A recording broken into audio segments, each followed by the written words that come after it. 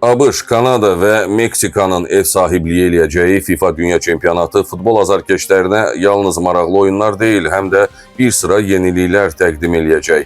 Medialog xəbər verir ki, turnir zamanı Beynəlxalq Futbol Assosiasiyaları Şurasının qəbul elədiyi yeni qaydalar ilk dəfə böyük beynəlxalq yarışda tətbiq olunacaq. Məqsəd oyunun sürətini artırmaq, vaxt itkilərinin qarşısını almaq və hakim qərarlarının daha dəqiq olmasını təmin eləməkdir. Yeniliklərə əsasən künc zərbələri və qapı zərbələrinin yerinə yetirilməsi üçün müəyyən vaxt məhdudiyyəti tətbiq olunacaq. Qaydaların pozulması halında topun rəqib komandaya verilməsi nəzərdə tutulur. Əvəz etmə prosesində də dəyişikliklər olacaq.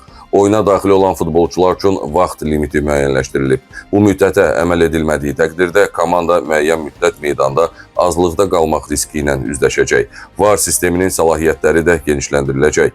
Video köməkçi hakimlər bəzi əlavə epizodlara müdaxilə eləmək imkanına malik olacaqlar ki, bu da mübahisəli qərarların sayının azalmasına kömək eləməlidir.